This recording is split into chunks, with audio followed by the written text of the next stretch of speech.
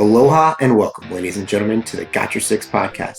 This six-question podcast brings together high performers to share their methods, strategies, and ideas, delivered in an informative and, most importantly, actionable way that'll help you lead yourself and those around you from the battlefield to the boardroom. Coming to you every episode, I'm your host, Tony Nash. And into the breach. Nothing mentioned on this podcast is an endorsement or opinion of the Department of Defense. I got your six, we got your back. Got your six, we got your back. Got your six, we got your back. I got your six. Sixers, usually I say this is a treat for the guests we have on the episode. This is a treat, but it's going to be a masterclass. Chaveso Chevy Cook is joining us today. Sir, I can't thank you enough for sharing your time, not only with me, but the Sixers. Currently the executive director and co-founder of Military Mentors, and we're going to dive into that, what that looks like. But we share the same passion, right? Serving others through leadership. Sir, thank you again. Welcome to the show. I am very glad to be here with you, Tony. I'm glad to have your six today and have everyone else's out there have your back too. So thanks for tuning in, and let's dive in and exchange some good thoughts. Speaking of having my six and the Sixers six. Yeah, I think that makes sense. You're the grammar guy, so you tell me if I'm off. We talked right before the show about, as you start to grow an organization, it's not always about looking at the CV and finding the person with the exact skill set you're looking for. Yeah. Sometimes you need to talk to that person, understand what's going on, make sure that they not only share the purpose, but the mission that you're on in that organization. Yeah. Is that something you've taken away from your time in the military? How did that come to be kind of a guiding point for you as you continue to expand Military Mentors? That's a great question. At a kind of simple level, a couple of years ago, I was having a lot of turnover in the organization. And I had one of our board members say, "Hey, Chevy, maybe we need to think about your hiring process." So it was real practical advice, and he just said, "Hey, you know what? What I want you to do is, why don't you do like a 90-day process? Why don't you look at a person's, what they bring to the table, you interview them and all that, but then you give a kind of 90-day period where you see whether they want to be involved or not." And through doing that a couple times, I learned kind of a next step. So if that's a practical and kind of baseline stuff, I learned that going through that 90-day process for me helped me see a little bit deeper into who a person was. So it started to show me, right, what they're saying and what's on their resume was all in their head, but it showed me two other things. So in particular, it showed me what was in their heart. There's a lot of people that want to be a part of nonprofit organizations or want to impact the universe for a wide range of reasons. But I've found over time, a lot of that's for a resume bullet or something later on down the line. When you're really cooking with grease, as they say in the South, the person has something in their heart, and that's what you want to get to as well. You really want to feel what that most people would say passion. I'm actually not looking for passion. I'm looking for purpose. Ryan Holiday would distinguish those two in his book, Ego is the Enemy. And he would say that, purpose is something that's just like a fire, very uncontrollable, where that's passion. And then purpose would be like, basically a laser pointer, really focused, right? So those would be the differences there. But also I learned through that 90-day process about somebody's gut, somebody's hunch, somebody's kind of spirit and soul, and how we were connected. And if I had a gut feeling about the person, then I would kind of move to the next step. And one of the best examples of that is our director of programs, Sabrina. Shout out to Sabrina. Yeah. Shout out to Sabrina. Sabrina. She's an absolute rock star. She has a very pure spirit. She has a very inquisitive mind. And she has a good sense of feeling, not just for what's going on in the organization, but for maybe my vision or what the team is thinking about. So it's in her gut too. And my gut has always told me, yes, this is the right person. So Sabrina is one of those people that's on the team that, oh, by the way, is a stay-at-home spouse, homeschools her 3 kids. Most people say, well, why would you bring a person like that to the busy work that you got to do? Well, it's because her head's right, her heart is right, and her hunch is right. Period. And being able to trust, I think that all of those are important. Going through like the 90-day process, hearing it from you, but Yep. really understanding that gut intuition where it's not just for people to solve problems, but anticipate problems that could occur. Yeah. Allows the organization to be it benefits across the board, left and right. And you've seen this in different leadership roles you've had inside and outside the military. Yes, absolutely. Where do you think that really kind of started for you? Did you kind of like read about it somewhere as you kind of came up in the ranks? Was there a particular course you took, or somebody gave a speech? Where do you think it kind of started? That's also a great question. I probably get it from Mama J, the lady who raised me. I was adopted by my next door neighbor. Her name is Jeanette Lemon, and we call her Mama J for short. She's my mama. She was literally my next door neighbor at one point. And I will tell you this: she is not college educated, but she has this wisdom about herself, this kind of Southern charm, this Southern wisdom that many of us know about.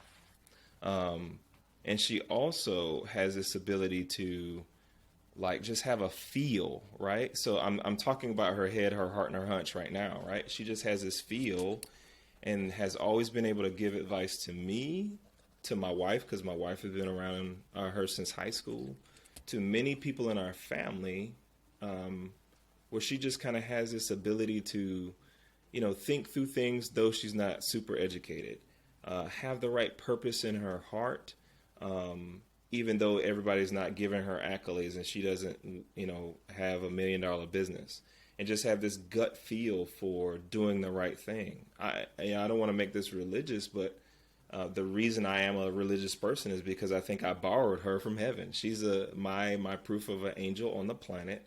And I think I really learned it from her. And it's not like she sat me down one day and was like, hey, Chevy, you got to look into somebody's heart, somebody's head. She didn't give me those 3 components. She just demonstrated it, right? She led by example in my household. She still does in my life. And I've just tried to be my best version of her, I think, to honor her, not only as, changing my address from being a next door neighbor to her son, but to, pay it forward, because I can never pay my mom back, but a lesson I definitely have learned is I can absolutely pay it forward. Right. And that's it's not transactional, it's transformational when it comes to that point, right? You can never pay back those people that gave you what you needed to go forward. And education, you have a wall of degrees from very prestigious places. Very lucky. Absolutely. But that's only an aspect of it. And to tie your identity to those pieces of paper that are on the wall is sometimes like tying your identity to a piece of cloth, on your uniform that you get from going to different schools and getting different skill identifiers. Oh, yeah. But, really focusing on the 3 H's, which I love, right? Your heart, your head, and a hunch. It really gives you the right compass to always kind of come back to when you need to take a tactical pause and reset. Yes. Am I doing the right across all 3? But by doing that tactical pause, it means you're constantly growing. And where are you currently growing right now where it does present some vulnerabilities for you and forces you to constantly work on this new talent or skill set? So I am learning to give myself some grace. Stoicism is, and I already mentioned Ryan Holiday, right? Is a great topic of discussion nowadays, and it's been around for a long time, but it is kind of this thing that is very popular for folks now. And I've read deeply into it, and I try to be stoic myself, and I've realized over time I've been a little bit too cold. My wife has sometimes reflected that I didn't show enough emotion, or I didn't seem like I was connected, even though I would tell her I'm happy, and she's like, "Oh, you sound like Eeyore right now.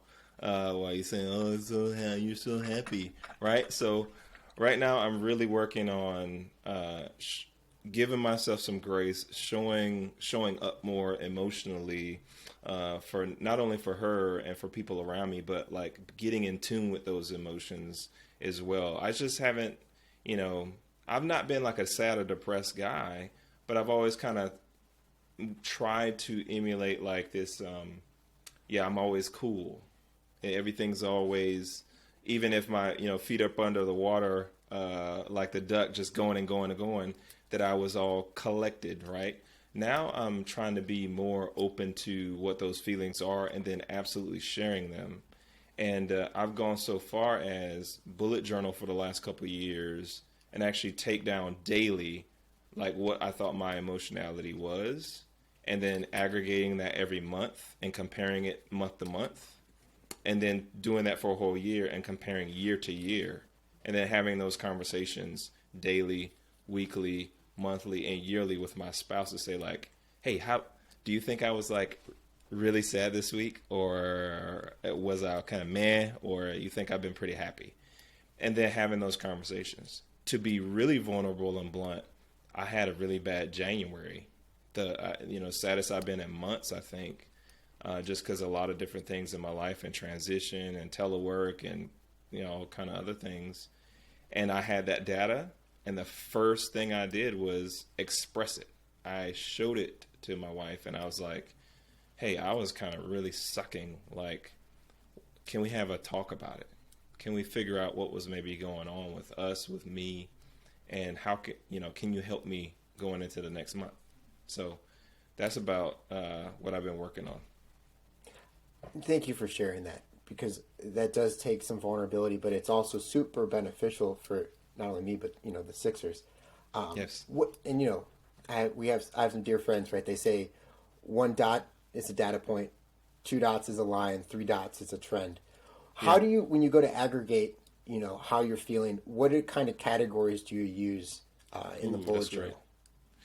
Ooh, so I have kind of a 3-tier system for my mood specifically, but I catalog a couple other things like how much time I put into my professional life, how much time I put into my family. I kind of track all of those things during the day, but specifically for my mood, I try to go off of like, how did I wake up? How was I present when I woke up? What was the feeling I had to start the day? And then I look at throughout the day the different things I had to do, tasks or events or spaces I was in. Was I happy with my kids? Was I joyous? Those kind of like really putting a label to the different moments of the day and how I felt. And then at the very end of the day, trying to aggregate that. So say I had a really great day, but I got in an argument at the end of the day with either my spouse or some work colleague. How does that change the whole dynamic of the day? Sometimes I will mark the day as terrible. I was sad because of that, that one critical moment. But sometimes just the way I kind of look back at things and how I write things down, I will say, well, that didn't overtake my entire day. Give myself some grace, like I've been talking about, and say, well, actually, I took I had a good workout this morning. I got a chance to eat breakfast with my wife before I went to work. I dropped my kid off to school, and she told me a really great story. I had an argument at work. It was really terrible and embarrassing. But then when I got home, we had a great dinner, great connection, and my youngest daughter and I laughed and danced and tickled each other before she went to bed. So that made up for all of that. So overall, that was a good day. Super happy. And then, it's just kind of like literally it's a smile, it's a meh, or it's a frown for the day. And then at the very end of the month, I aggregate all of those up to see how many smiles, frowns, and meh days I had. And that's how I kind of aggregate data over time. Real simple. I can make it way more complex than it used to be. But I learned getting a PhD that you can make things overcomplicated, or you can simplify things. So this is my simplified way of tracking data for myself. And that's a terrific, because like you said, it's not one specific moment within the day. It's the overall day of where you're feeling, and you're able to do it at different points so you understand and recognize trends, not only daily, but like you said, through the years. Would you say that Yes. habit has mostly improved your life in the last 5 years, or is there something else Oh that my you've kind of come goodness. across? Oh my goodness. I will be one of those people that will always champion bullet journaling. Right? Like I did all the research and I looked at all the listened to all the podcasts, looked at all the video stuff about it, and I got really into bullet journaling a couple of years ago, and then I found my way of doing it, that which I would advocate for everybody. Like you can buy bullet journals that are like all already formatted and stuff. I still draw everything I get a blank moleskin, and I have this kind of system I've built, and I draw it, physically, and it takes a long time to set that up for a whole year. So I usually do it in 6-month chunks because it'll take me a whole weekend to just draw it all out. But that is the habit that has improved my life so much over the last couple of years because I finally had the data. There was a couple of years ago when my wife Ashley was like, man, you always just seem so meh. You seem so sad. You just don't seem connected to us sometimes. And I was like, well, what do you mean? She was like, this month was terrible. And I was like, this month was great. We went on like 5 dates and we went on that one trip. And she'd be like, well, you don't act like it. Like, how do you even know how you feel? You don't like Wow. reflect that at the end of the day. So that was one of the things where I was like, I need to track this stuff. And it has really changed not only me, but I think our family, because like when I first started doing this, Tony, you don't know how important it was to show the data to my wife. To show it, to physically say like, this is how I think I showed up. Does it match? Right? Does the audio match the video? Is this what you were experiencing with me too? And she started to see like how I was actually expressing myself.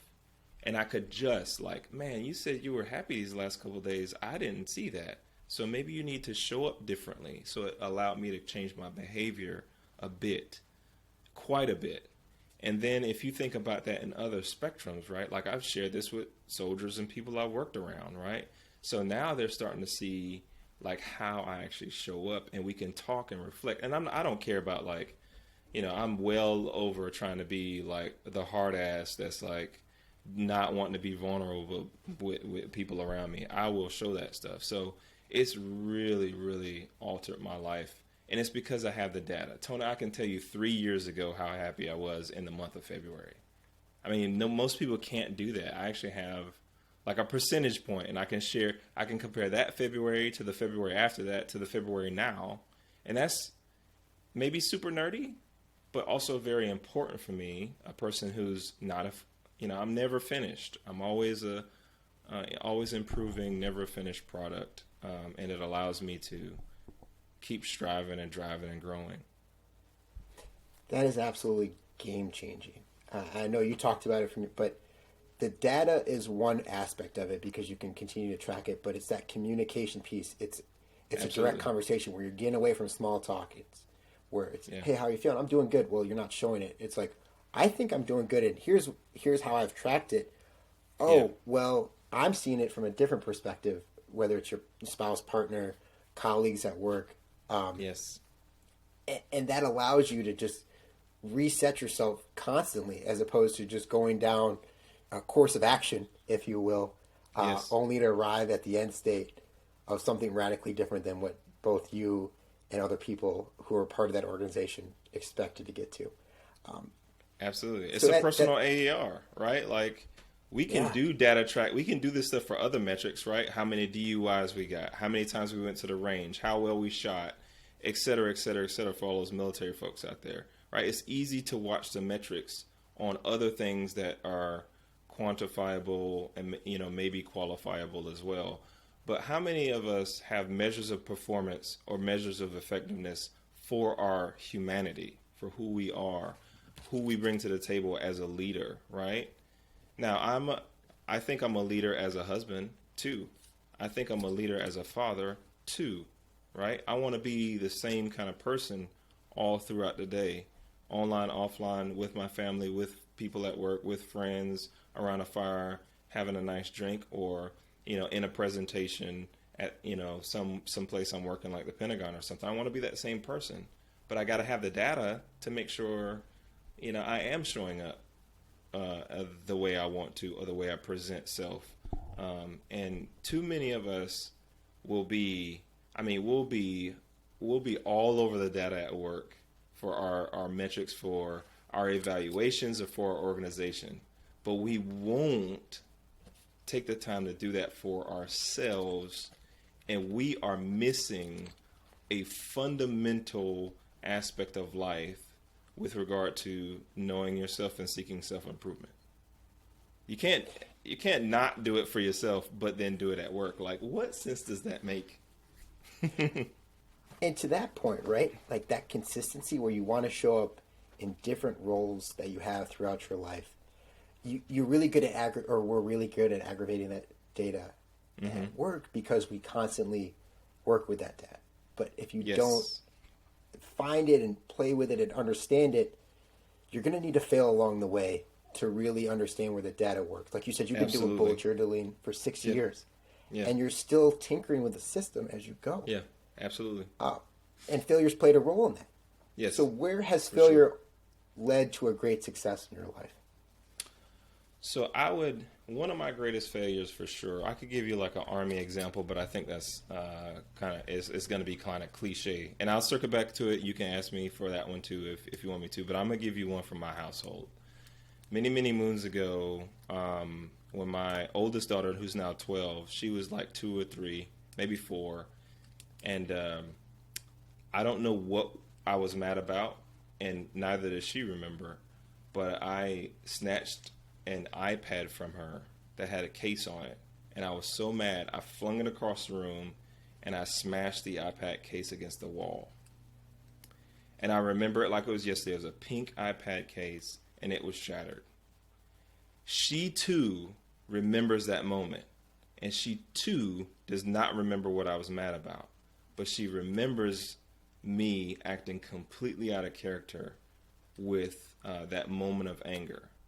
And it was a moment for me that will always stick because I didn't uphold my personal character. And not only did I fail as like a father, right? I failed as a man. I failed as a husband. I failed as a leader in that moment. And I wasn't living up to not only like my personal aspirations for who I want to represent as just a human being. I failed my daughter, and I think I failed the fathers who have invested in me and the people in my community who have invested in me to make me a better person. What did I learn from that? I learned, one, I could never do that again. And it hasn't happened since, right? Nothing even similar. But I also learned, like, I need to check my anger. Maybe I need to talk to somebody and figure out, like, why I would get that angry. It also allowed me to build some patience. So I now have a 3-year-old. Right? We had a surprise baby some years later, right? So I got a 12 and a 3. That 3-year-old has never once seen me that angry, and never will.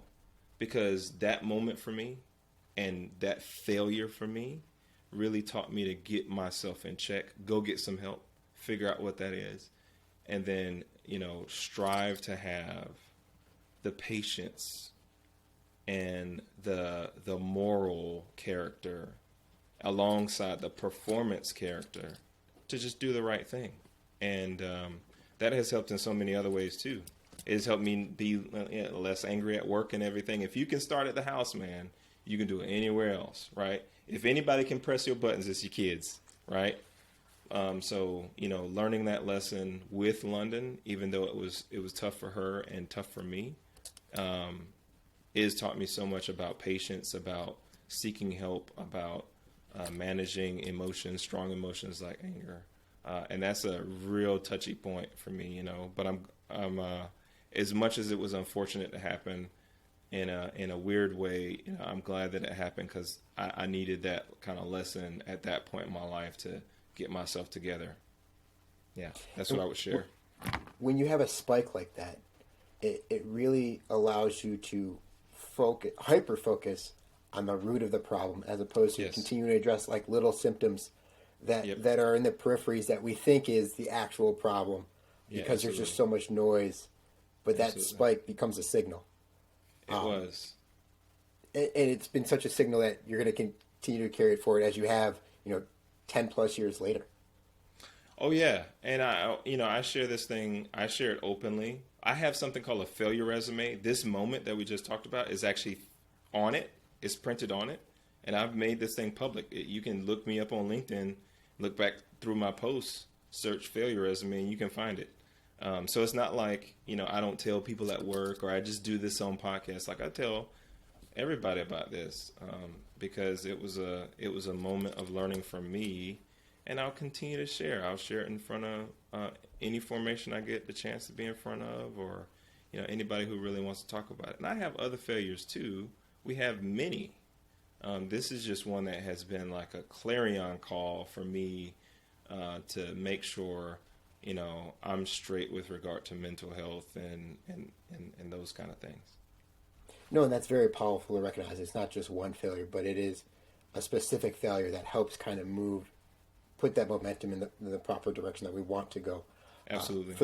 We kind of touched on an Easter egg, and I want to make sure we revisit it. Yeah. For the longtime Sixers, you might have heard the failure resume before from Josh Bowen on an earlier podcast. Yeah. Surprise, the mentor he was talking about is our guest today. As we wrap up, sir, it's been an absolute honor to be able to share time together. Thank you. But I want to focus on one last question. Okay. And we talked a lot about heart and hunch, and keeping your head straight, looking at your failure resume, and constantly revisiting that over time. Yeah. How today, sir, are you better than yesterday? Well, in a practical sense, I started going back to work today. No more telework, and so I, a whole like 6 or 7 or 8 weeks worth of telework, and it just was, it completely changed my routine. I'm a person of creature of habit.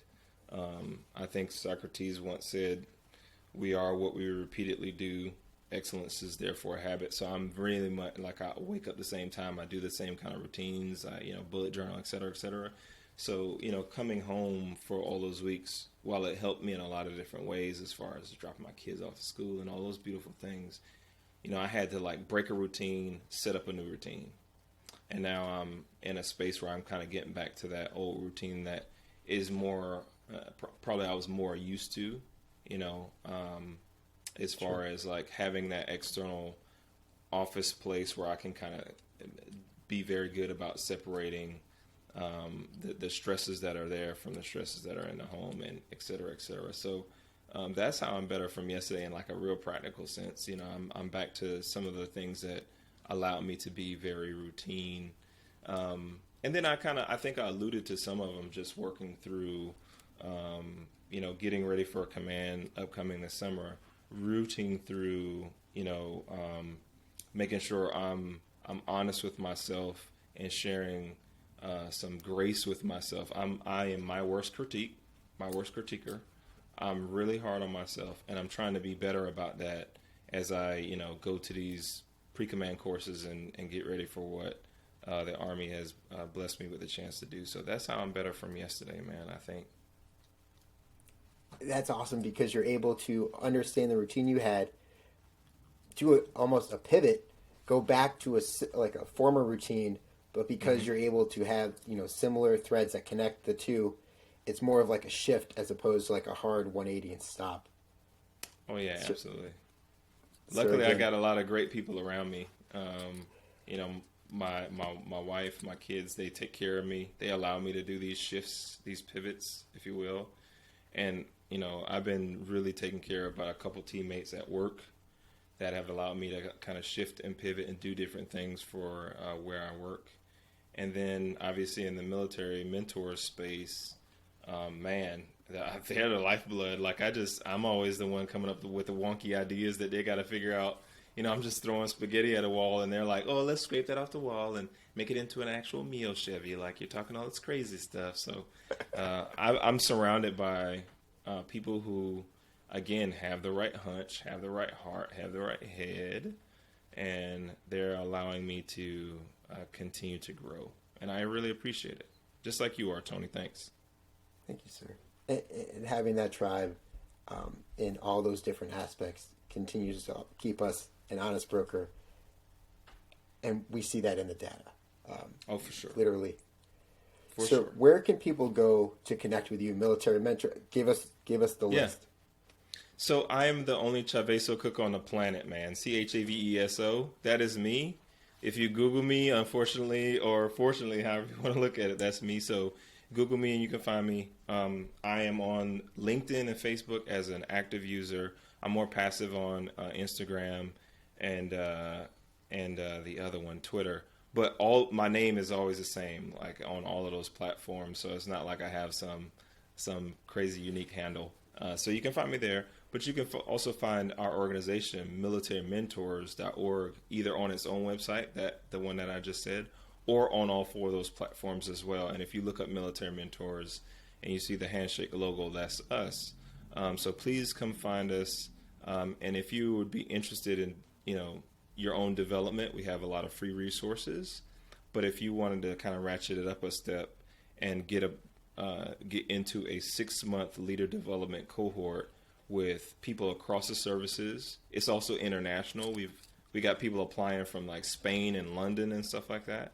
Across domain, we have academics and retirees and people in the other nonprofit spaces. If you want to be around those type of people, maybe not just look us up and sign up for our newsletter, but sign up to be an emissary, and let's ratchet up your ability to be a good mentor and leader who wants to dent the universe just like we do. Sir, thank you so much for your time, sharing your ideas, your methods, your strategies, being vulnerable with us, and most importantly, thanks for having our 6, sir. Always got your 6, Tony, and all of you out there too.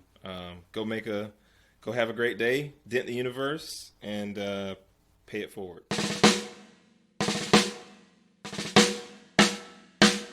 I don't know what you've been told, Sixers, but the lawyers would like us to remind you that the views, opinions, and comments expressed on the Got Your 6 podcast are solely those of the hosts or guests, to include current and previous Department of Defense employees, and should in no way be considered the opinions of or endorsements on behalf of the Department of Defense or any of its components, divisions, contractors, or other current and previous staff members.